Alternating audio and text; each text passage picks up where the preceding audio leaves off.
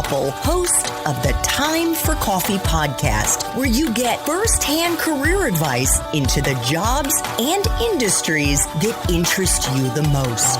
And before we start today's show, I have a quick favor to ask you. If you haven't already, I'd be incredibly grateful if you give us a rating and a review on iTunes. And if you're like me, you need to do it now because you'll forget later and because it's the best way to help others who may be in search of career advice to find this free resource. So press pause if you haven't done it and do it right now.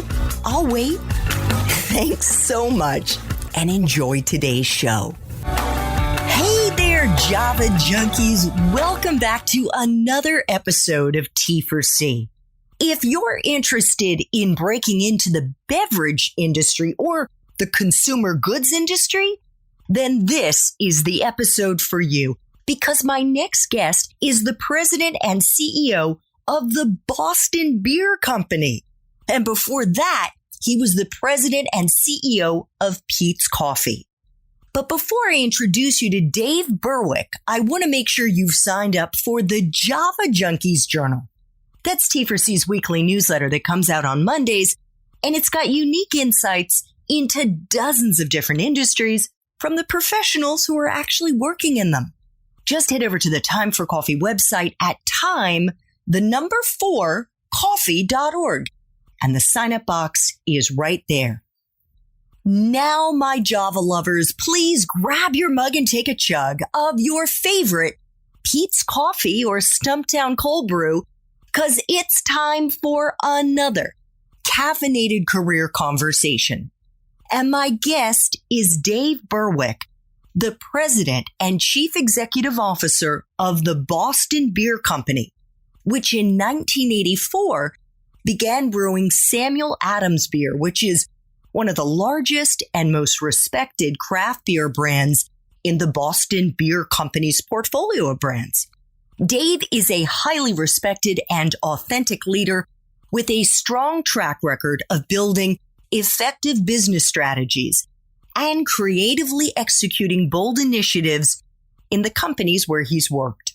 Known for cultivating a people-centric culture that inspires true teamwork and collaboration, Dave has been at the helm of multiple hundreds of million-dollar companies. That's their revenue, including Peet's Coffee, where he spent 5 years, and billion-dollar businesses like Weight Watchers International, where he spent almost 3 years, and the Pepsi division of PepsiCo that comprised Pepsi, Quaker, Tropicana, and Gatorade in Canada.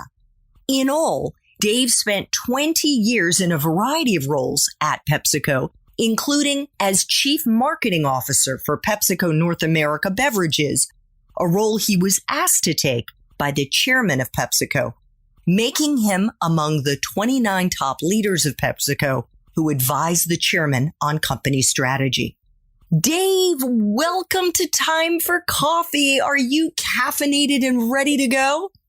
Well, thank you for having me, Andrew, and I certainly am. I have a Peet's Major Dickinson cup of coffee with me because it's never too late to have coffee during the day. Well, I don't know if I can agree with that. And even as somebody who lives and breathes coffee, as I do now, unfortunately, if I drink it too late in the day, it does affect my sleep.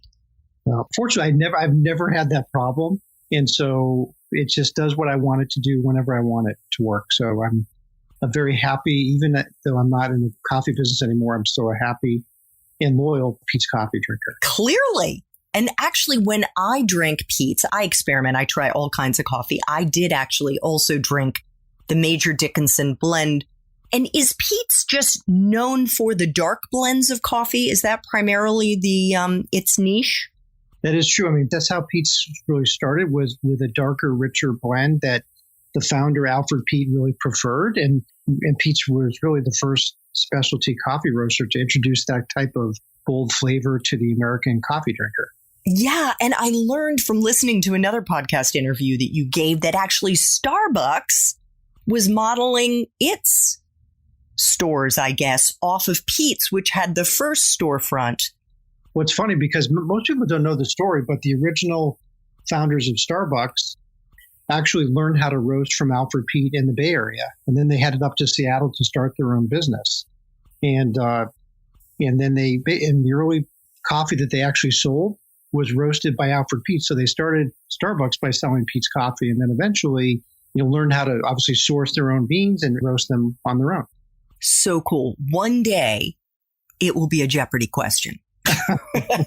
We never know. You never know. It may have already been. I'm not a regular watcher. Maybe our listeners can let us know if it's already been out there. So let's dive into our 10 Pete's Espresso shots here. And the first question being, what entry-level jobs, Dave, are available to young people who want to break into the consumer goods space?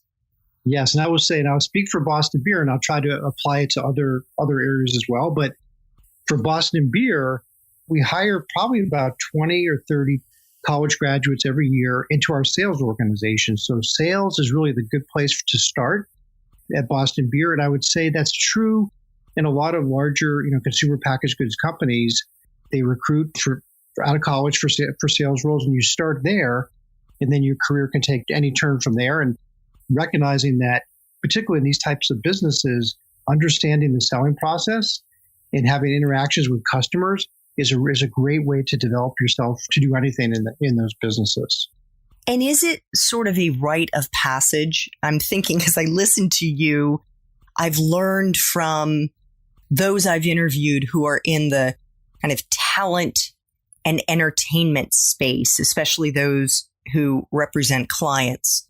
And they've said, and also advertising for that matter, that you really need to start in the mailroom. That's just the way it's done. Is that the case for consumer packaged goods? I think it is, because I think there's so much to learn about the business, but the best place to really learn a lot in a short amount of time is when you're literally in the trenches and you're talking to customers and you're being trained, actually, which a lot of these programs, like we do at Boston Beer, have a great training program for salespeople, and you're trained how to communicate, how to sell, how to counter arguments, how to adjust your communication style to the style of the person that you're trying to sell. So these are like really critical life skills that are important no matter what you do. And certainly at the beginning of your career, to get that experience allows you then that's your foundation that you can build upon as you evolve in your career at a company, whether you go into marketing or finance or anything else that you might be interested in.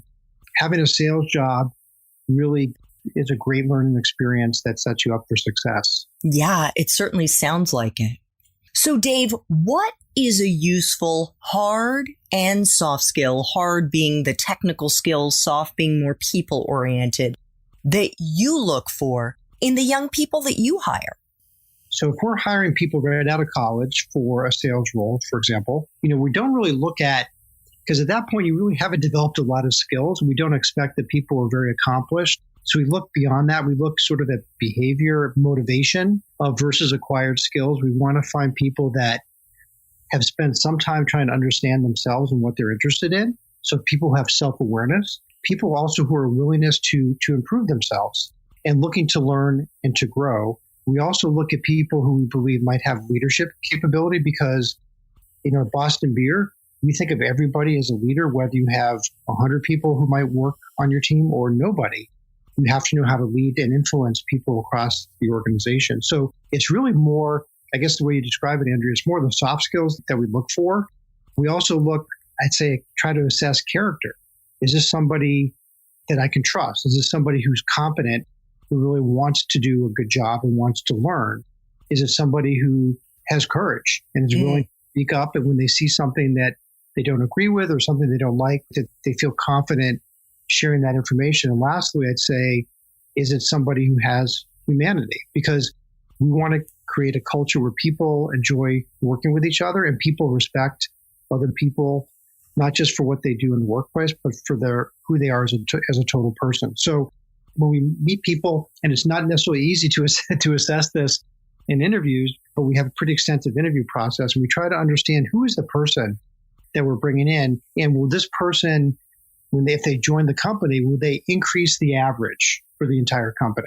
So we're always trying to look for somebody who's going to be better than the average and continue to make us stronger and stronger. Great. You said that Boston Beer Company generally brings on about 20 new college students every year. When are you recruiting for those positions? Is there a regular time of year that you're looking to fill them? Yeah, we do. We tend to do. We started like in the fall, in the late fall. Generally, I mean, this year because of COVID, things have been a little bit disrupted, I would say. But generally, late fall and it goes into the early spring is when we recruit. Okay. And they can find those positions on your company website?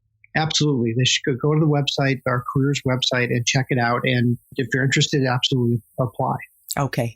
Do you care about applicants' majors? And is it a deciding factor to get into this industry, Dave? In other words, if they haven't studied, I don't know what that would be. Is it a deal breaker?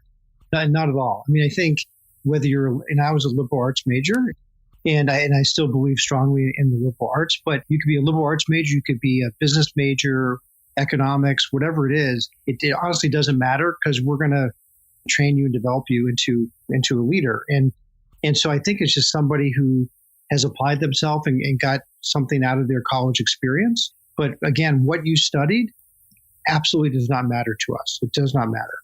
What about a graduate school degree? And this is less so for those entry-level positions, more so for somebody who would like to get into the C-suite the way that you have, who would like to be a chief executive or chief marketing officer, chief finance officer, whatever the case may be.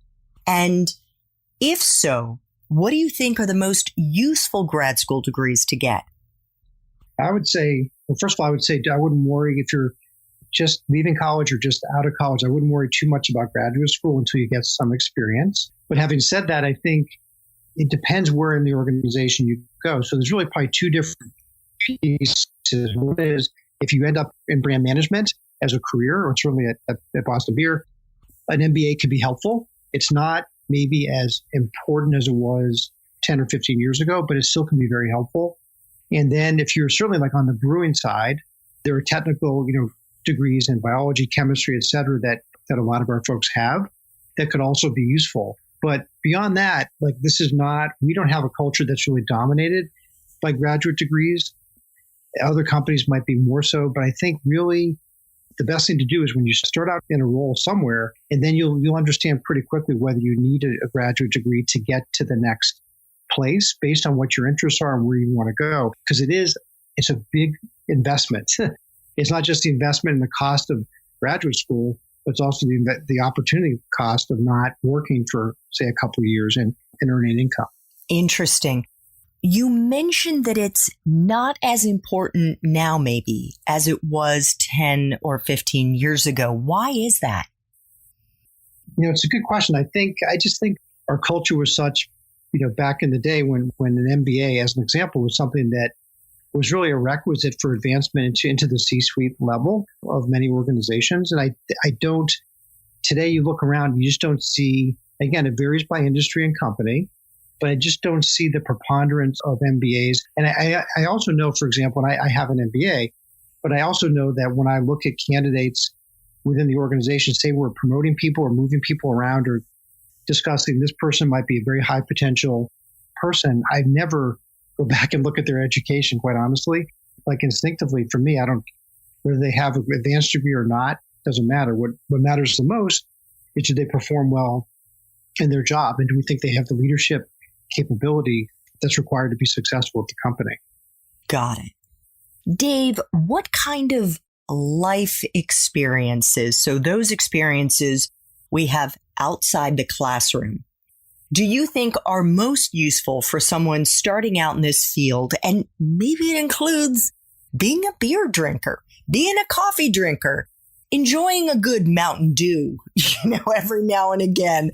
I'm not sure, but what would you say would be the most useful life experiences? Well, I do think for anybody who's interested in working for a company, any company, it is important that you understand what products they make and you have some affinity toward them, because that's what you'll be spending your time talking about and working on and trying to grow. So you have to care about what it is that you're selling. Otherwise, what's the point? What's the point of doing that? In terms of life experiences, I'd say Any opportunity to lead, honestly, any opportunity to lead. And I don't mean you have to be this or the captain of a sports team at college, but it's a good experience. But you can be involved in school organizations, for your fraternity, sorority, any kind of leadership roles there. I think also just getting a good summer job. And I know there's a lot of pressure to have like the perfect resume coming out of college with all sorts of seemingly important summer jobs. For me, I think it's more important just to get a real job and work with real people. And for example, not as easy now because of where we are in the world, but work at a restaurant, work in hospitality, work in a blue collar role, learn how to do things like most of Americans do it, and learn how to relate to people and understand, their motivations and their lives and what motivates them in total, because someday you're going to be trying to sell them something. And to do that, you really have to have some empathy and understanding. Oh, such great advice. So, Dave, what is the best part for you of being in the consumer goods industry? I think what I like about it is that it starts with the consumer. And I'm really fascinated by how people think and what motivates them to make decisions. And when you're in the consumer world, what you're trying to do is sort of connect the dots between the consumer, the culture that they live in, and the brand that you're trying to grow. And so it's that connection, connecting the dots, consumer, culture, brand, I think is really interesting and exciting to me because it's nuanced and there's math involved, but there's also music involved, to really connect to a consumer. It's the math and the music. And I think generally these categories that are consumer driven tend to be more fun. They tend to be more relatable. They tend to be more high profile categories and brands that all your friends and relatives are aware of. And you're kind of in the mix. And I think that makes it consumer goods industry. Beer is certainly a big part of that, a fun place to be. I'd also say, lastly, all these categories tend to be really competitive, super competitive industries. And I think when you have lots of competition, when I was at Pepsi, we couldn't exist without Coke and vice versa. When I was at Pete's, we couldn't exist without Starbucks and vice versa because it makes you better. It puts pressure on the companies to perform, but it brings out your best when you have tough competition that's driving you to do things differently. So I think all these consumer goods companies, from Pepsi to Procter & Gamble to Clorox to General Mills to Boston Beer, all have those characteristics, which is why I think it's really an exciting place to be, and obviously why I've spent, I guess, my whole career in places like that. And I guess the beer at the end of the day, I don't know if you're somebody who gets to have a keg in his office, like that's got to be a nice part of it too. It is fun. We have a great bar set up at the office. Now, of course, no one's been in the office since March 11th, but one day we'll all be back together again. And it's a fun place to relax and socialize. I think in the beer industry, look, it's a fun industry. You can't take it, that seriously. We have fun. Obviously, we do everything responsibly, but it's a very casual atmosphere. And I haven't worn a suit or a tie or probably anything remotely nice since I started working at Boston Beer almost 3 years ago. Oh, that's awesome. Love it. What about the flip side? Because while there are plenty of people, I'm sure, who envy you as the top person at a company like Boston Beer Company, there are headaches that come along with the top job. What is the part of your current job as president and CEO, Dave, that sucks the most? Wow. I would say, I think it's probably the little things that get in the way of the big things, if that makes sense. So, which may not be specific to my role, but I think to a lot of people's jobs.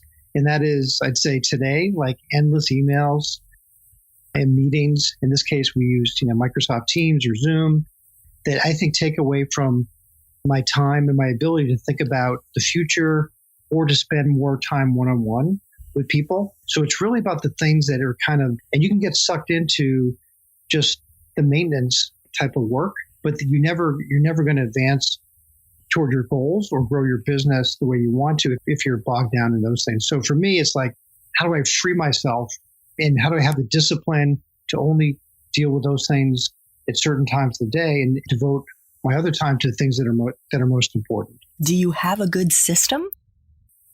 Sort of. I think I've come to learn over the years that I'm best in morning hours. So I'm usually in the office by like 7:30 or so. And between, let's say, 7:30 and noon, I get like 2 days worth of work done. And my brain really works really well in the morning.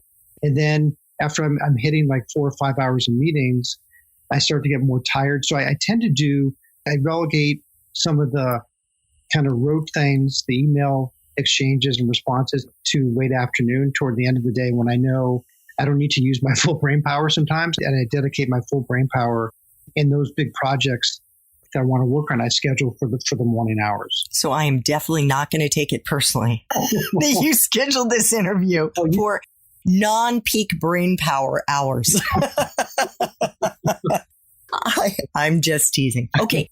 3 final espresso shots. What is the best career advice you've ever gotten, Dave?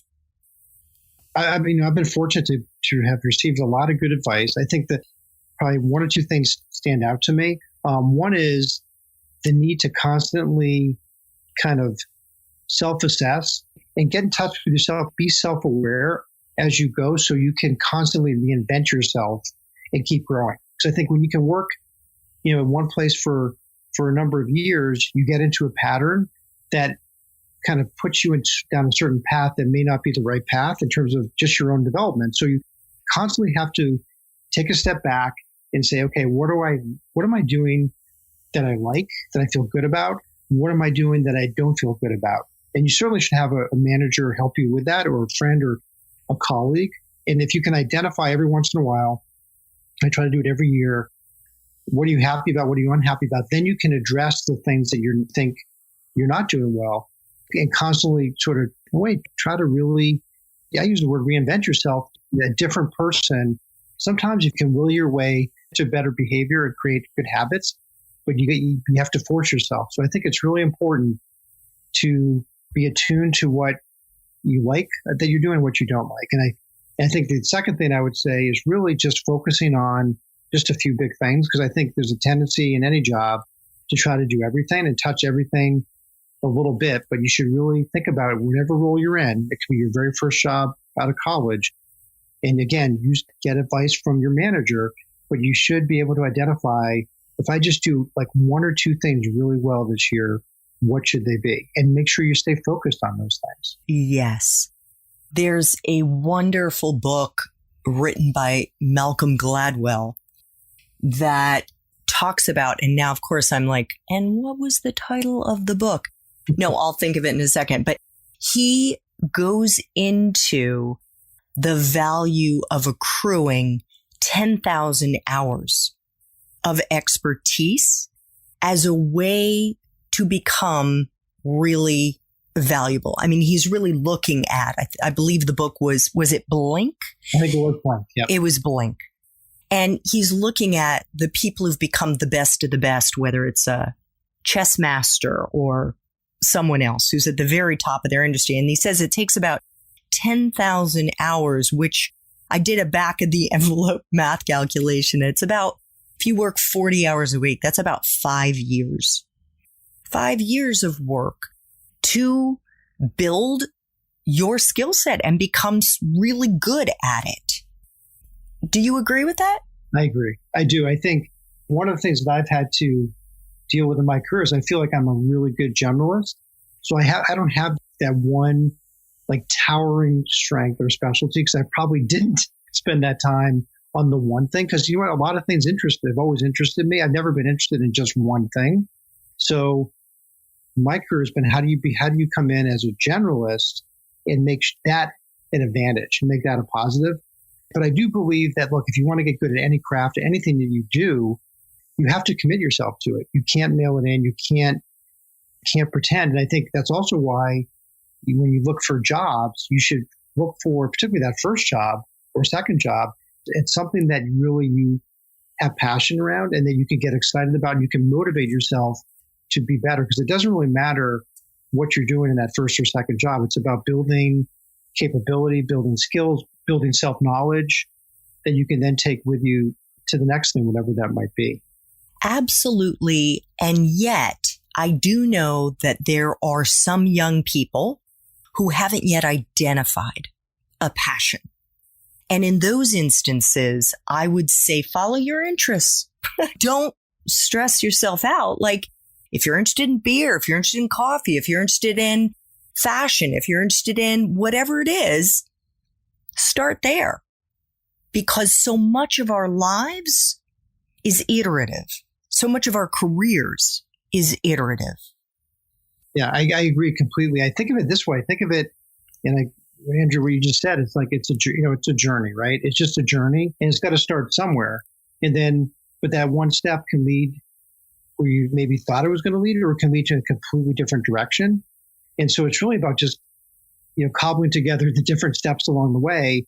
And it's remarkable how you find a way to something that's going to make you feel fulfilled and feel happy. And oftentimes it's very hard to predict ahead of time what it's going to be.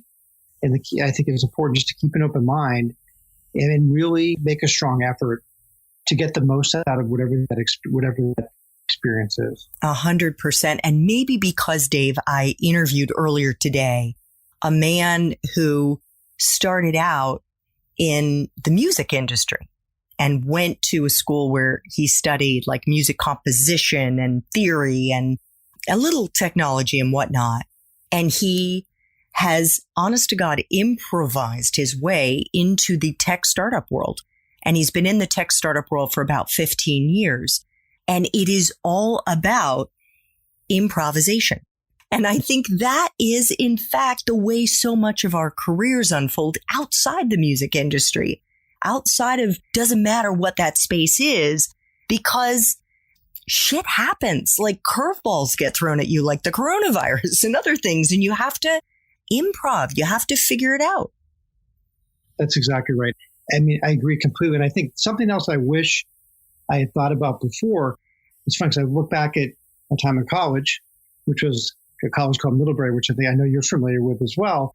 And, I don't wish I had had more fun. I actually wish I had done more work because I think it's kind of strange, but I think I realized that a lot of the things that the connections you make, and really, like I talked about connecting as a marketer in consumer goods, is about connecting the dots between the consumer and the culture and the brand. I think a lot of life is just about, and work for sure, is about connecting the dots. And I've a son now who's a senior in college. I know he's taking a course on Martin Heidegger, who a German philosopher, not easy to read. A whole course, not just a book, but a whole course on him. But I guarantee you, like some point in his life, it's going to inspire him to see things differently.